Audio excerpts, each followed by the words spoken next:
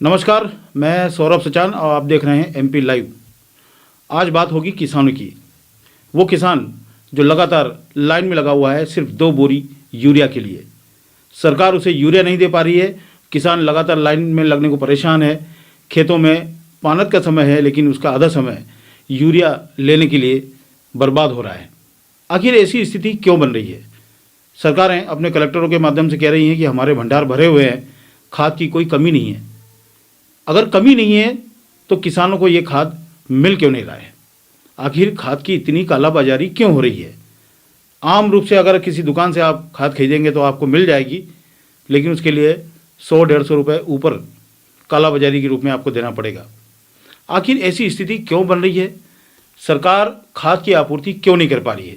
आज से 5-6 साल पुरानी अगर बात की जाए तो बड़ी आसानी से सोसाइटी से खाद मिल जाया करता था और किसानों को कोई दिक्कत नहीं होती थी। अगर सरकार की मंशा ये है कि केमिकल खाद को धीरे धीरे बंद करना है और ऑर्गेनिक खेती की ओर लौटना है, तो क्यों ना उसके लिए अच्छी योजना बनाई जाए, किसानों को समझाइश दी जाए और धीरे धीरे उन्हें ऑर्गेनिक में परिवर्तित किया जाए। लेकिन इस तरह से लाइन में लगाकर परेशान करने से कोई औचित्य निकलने वाला नहीं है। जहाँ जहाँ सरकारें ये काम नहीं कर पा रही हैं वहाँ उनके लिए वोट की दिक्कत आगे जाकर खड़ी हो सकती है, क्योंकि किसान आज भी आबादी का कम से कम 60 से 70% किसान लाइन में लगा हुआ है और उसको 2 बोरी यूरिया भी नसीब नहीं हो रही है। तो आइए इसके पीछे कारण क्या है, हम इसके पीछे जो भी लॉजिक है वो जानने का प्रयास करते हैं। आपको ध्यान होगा बीच में मोदी जी ने कई बार ये बात रखी है कि केमिकल से बनी खादों के कारण लोगों के स्वास्थ्य में लगातार गिरावट हो रही है और उन्हें मेडिकल दिक्कतें खड़ी हो रही हैं। यानी ये बात साफ है कि धीरे धीरे केमिकल खाद को सरकार बंद करना चाहती है, लेकिन बंद करने के पहले उसकी एक योजना को बनाना पड़ेगा, किसानों को समझाइश देनी पड़ेगी। कृषि विभाग के जो अधिकारी कर्मचारी हैं उनके माध्यम से गांव-गांव सर्वे करवाना पड़ेगा, किसानों के बीच में जाना पड़ेगा, तब जाकर कहीं हम अपने देश को ऑर्गेनिक खेती की ओर मोड़ सकते हैं।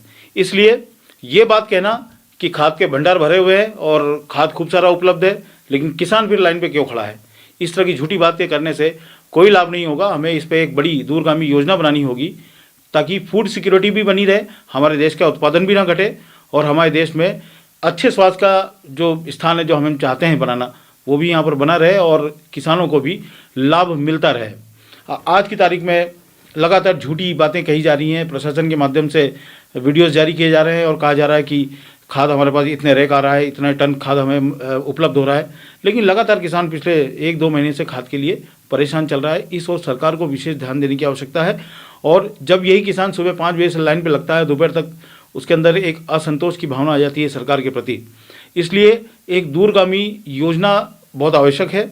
दूसरा, किसानों को भी अब धीरे धीरे ऑर्गेनिक खेती की ओर वापस लौटना होगा, क्योंकि हरित क्रांति के समय से हम लोगों ने जो ये केमिकल वाला खाद का इस्तेमाल शुरू किया उसके परिणाम अब भुगतने पड़ रहे हैं। लगातार लोगों को स्वास्थ्य संबंधी दिक्कतें खड़ी हो रही हैं और उसका मुख्य कारण फूड को यही बताया जाता है। अगर केमिकल फूड में ज़्यादा डाला जाता है तो उसको लोगों के स्वास्थ्य के लिए हानिकारक होता है। ऐसे में किसानों को भी अब प्रगतिशील किसान बनना होगा और धीरे धीरे ये जो परंपरागत खेती है इससे दूर होकर एक सही सोच के साथ में खेती करनी होगी। और मैं आपको बता दूं, अगर आप ऑर्गेनिक अनाज उगाते हैं तो उसकी कीमत भी बाज़ार में अच्छी खासी मिलती है। इसलिए ऑर्गेनिक खाद की ओर आपको लौटना होगा।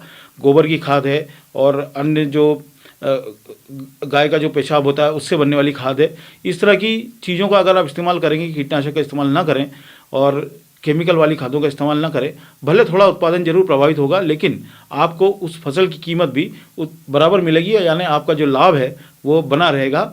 और सरकारों से भी ये मैं कहना चाहूँगा कि ये नौटंकियाँ बंद करें। अगर आपका उद्देश्य स्पष्ट है कि आपको केमिकल की खाद को बंद करना है तो आप अपनी नीति साफ करें और किसानों को धीरे धीरे ऑर्गेनिक खेती की ओर डाइवर्ट करें ताकि इस तरह से लाइन में लगने की नौबत ना आए। इसलिए अपनी नीति स्पष्ट करके चलना चाहिए और इस तरह से झूठ का कारोबार नहीं करना चाहिए कि ये खाद बहुत सारी उपलब्ध है। दूसरा, अगर खाद की कमी नहीं है तो काला बाजारियों के यहाँ से खाद क्यों बिक रही है? काला बाजारियों के पास खूब सारा खाद भरा हुआ है, उनके पास कहाँ से पहुँच रहा है? क्या हमारा खुफिया विभाग या हमारी पुलिस या प्रशासन के लोग ये पता नहीं कर पा रहे हैं कि इन लोगों के पास खाद कहाँ से पहुँच रहा है और कितनी महंगी खाद ये किसानों को दे रहे हैं? और महंगी खाद जब किसान डालेगा तो सीधा सा असर उसके इनपुट पर पड़ता है, यानी कि जो उसकी लागत है फसल की वो बढ़ जाती है। और ऐसे में जब अनाज का सही रेट नहीं मिलता है तो कई तरह के आंदोलन और असंतोष की भावना उत्पन्न होती हैं। इसलिए अपनी नीति स्पष्ट कीजिए। सरकारों से यह है कि अपनी नीति आप स्पष्ट कीजिए किसानों के प्रति। आप किस तरह की भारत में खेती चाहते हैं, किस तरह से आप आगे भविष्य किसानों को देखते हैं, उनको स्पष्ट कर दीजिए ताकि वो उस रीति और नीति पर चल सकें। दूसरी बात, जिस फसल की डिमांड जितनी होती है उस फसल का उत्पादन उतना होना चाहिए। हमारे यहाँ बिना डिमांड देखे किसान लगातार फसल बोते हैं और उसके बाद जब कीमत नहीं मिलती है तो उसे सड़कों पर फेंकने की नौबत आती है।